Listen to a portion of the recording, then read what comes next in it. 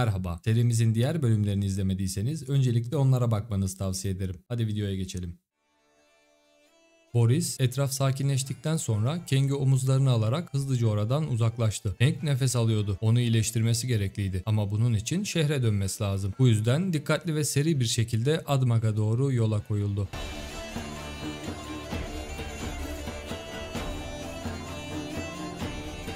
Bara gidip Kang'i dinlenmesi için yatağa koyduktan sonra onun yaralarıyla ilgilendi. Neredeyse ölümün ucundan dönmüştü. Bunu atlatması zor olacaktı. Sanırım bundan sonra tek başına devam etmesi gerekiyordu. Belki de bir gün Kang'in intikamını bile alabilirdi. Ama bunun için daha sıkı çalışmalıydı. Kang kendisine geldikten sonra oturup düşünmeye başladı. İntikamını alamamıştı. Bu çok kötüydü. Boris'e kendisini kurtardığı için kızmıştı. Bu şekilde yaşayamazdı. Onuruyla orada ölmesi gerekiyordu. Ama Boris buna engel olmuştu. Kang çok öfkeliydi ve kendisini yalnız bırakması gerektiğini söyleyip Boris'ten ayrılma kararı aldı. Çıktığı bu yolda bundan sonra tek başına olan Boris, öğrettiği her şey için ona teşekkür edip vedalaştıktan sonra yanından ayrıldı.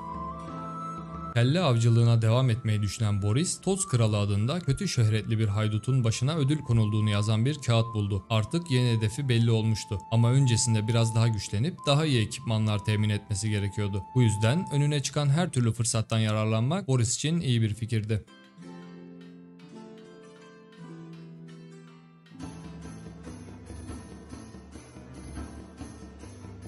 Yolda aç haydutlarla biraz antrenman yaptıktan sonra tekrardan zaferin tadını almıştı. Ama bu hiç yeterli değildi. Çünkü önündeki rakipleri çok daha zorlu olacaktı. Bu yüzden yapması gereken şeyi yaptı. Yani madencilik.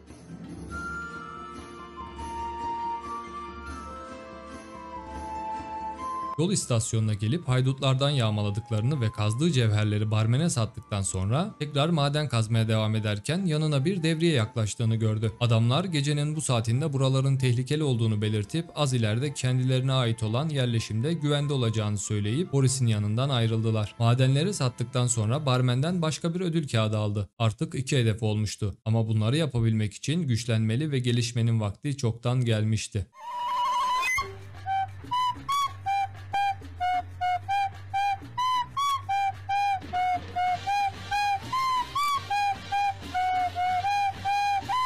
Yumruğu koyacağım kafatasına bak. Dur beni.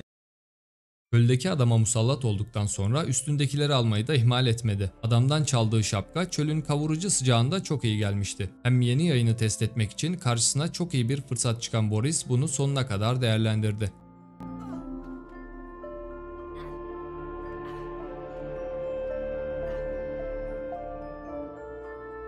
Son olarak yoldaki cesetleri de yağmalayıp her şeyi sattıktan sonra kendisini bir güzel ödüllendirdi. Artık çok daha iyi ekipmanları vardı ve ilk adım tamamlanmıştı. Sıra gelişme vaktiydi.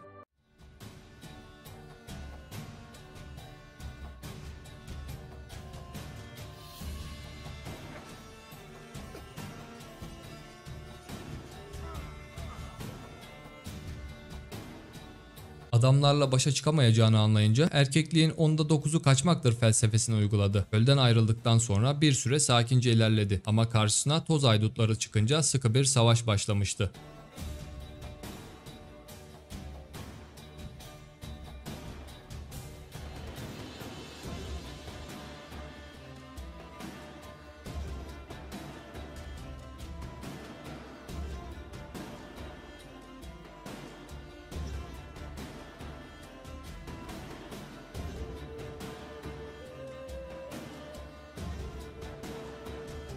Boka üşüşen sinekler gibi durmadan çoğalarak gelen bu haydutları kes kes bitmiyordu.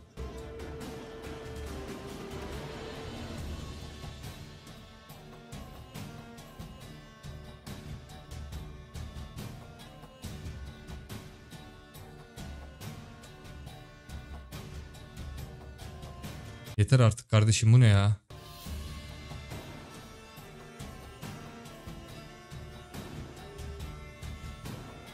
En sonunda bitti sanıp birazcık dinlenmeyi düşünürken yine geldiler. Ayaktayken, uyurken ve otururken. Ya yapma sen de Hüseyin. Çok uzun sürse de tamamen rahatlamış ve hazırdı. Son bir posta attıktan sonra bara dönüp topladığı ganimeti satarak yiyecek aldı.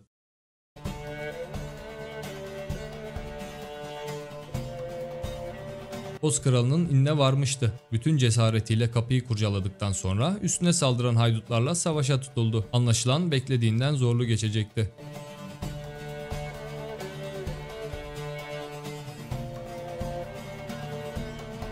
Kendini kanıtlama isteği yüzünden sonucunu düşünmeden aceleyle hareket ettiği için esir düşmüştü. Buradaki haydutların dışarıdakilerden daha güçlü olduğunu yeni fark etti. Boz kralı bizzat kendisi gelerek Boris'i kölesi yaptı. Sonucu çok ağır olmuştu. Tabii köle olması kaçamayacağı anlamına gelmezdi ama her kaçmayı denediğinde sürekli yakalanıyordu.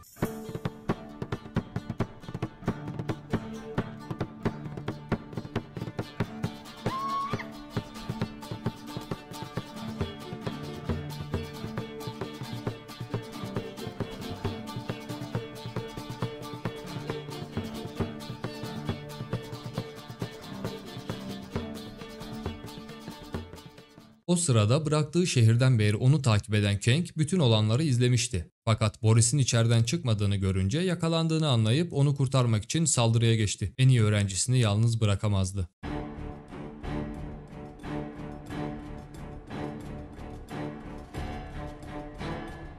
Bu sırada dışarıdan gelen seslerden bir şey olduğunu anlayan Boris hızla oradan kaçmaya çalıştı. Kang ise bütün gücüyle haydutlara karşı gelmeye devam ediyordu. Tam o sırada Boris dışarı çıktı ve onu gördü. Kang kendisini kurtarmak için kalabalığın arasında tek başına savaş veriyordu. O da hemen yanına katıldı.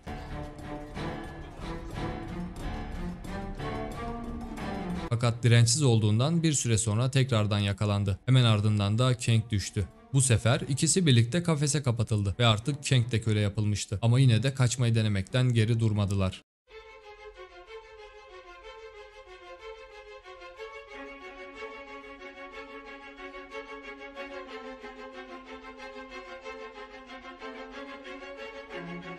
Kang tekrardan düşerek esir oldu. Boris ise kaçmaya devam etti.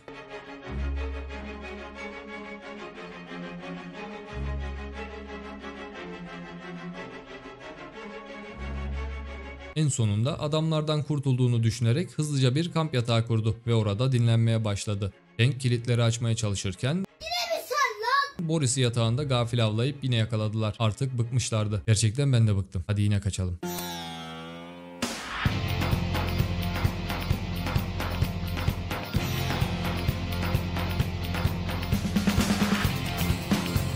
Baba siz insan mısınız? Ay ananın.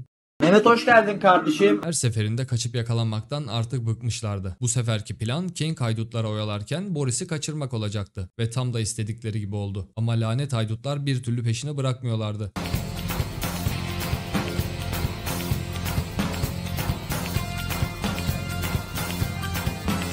Boris artık kurtulduğundan bile emin olamıyordu ama bu sefer gerçekten kurtulmuştu. Peşinden gelenlerin cesetlerini yağmaladı. Oğlum size var ya harbiden fena tutuldum ha. Gelin lan anasını satayım. Beyler. Beyler yardım yok mu? Adamsınız lan.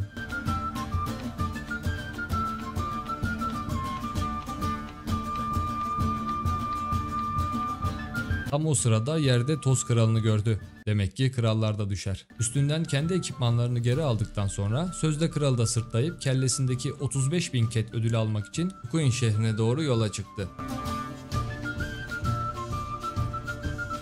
Karakoldaki gardiyana kralı teslim ettikten sonra Kang'i kurtarmak için geri dönmeden önce dinlenmesi gerekiyordu. Bu yüzden bara gidip biraz uyudu. Sabah olduğunda elindeki parayla kendisine paralı asker grubu tuttu ve hep birlikte Kang'in yanına doğru harekete geçtiler.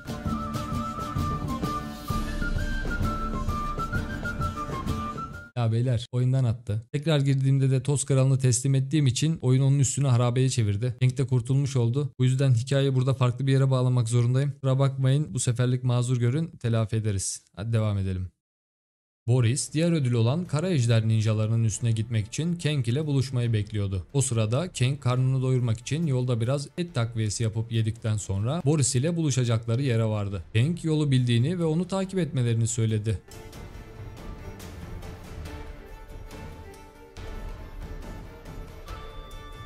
Kara Ejder ninjaları gereğinden fazla kalabalık görünüyordu. Ama o esnada toz haydutlarıyla savaştıklarından dolayı bunu fırsat bilerek onlar da saldırıya geçti.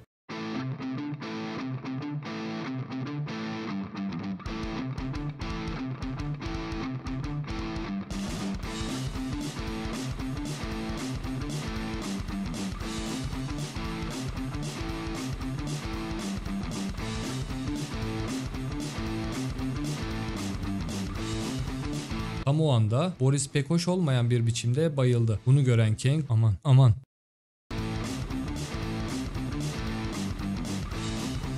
Kalan son adamlarla tek başına savaşırken Boris kalkıp ona destek verdi. Paralı askerlerin de yardımıyla öncekilere nazaran kolay bir şekilde aranan kişileri bayıltarak yakalayabildiler.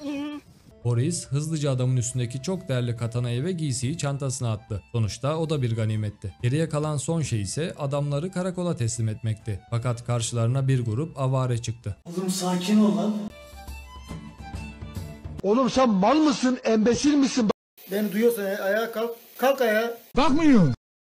Şehre vardıklarında Kang dışarıda beklerken Boris karakola gitti. Vaizi uyandırarak para ödülü karşılığında adamı teslim etti. Yerini almaya giderken unuttukları bir şey vardı. Artık onlar birer köleydi ve çok yanlış yere gelmişlerdi. Fark edildikten sonra aniden kaçmaya başladılar. Şehirden biraz uzaklaşınca dönüp savaştılar.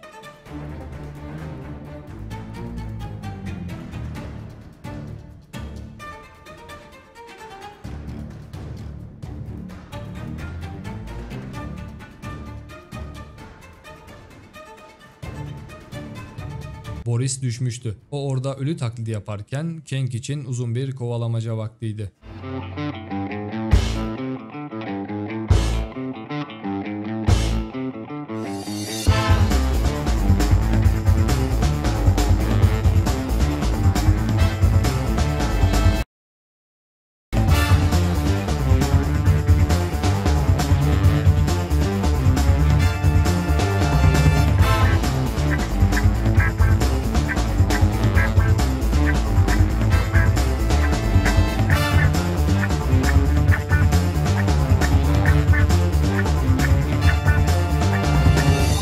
Ama sizinle görüşeceğim ha. Siz bekleyin. Sizi var ya bak hala kovalıyor ya. Lan oğlum git lan.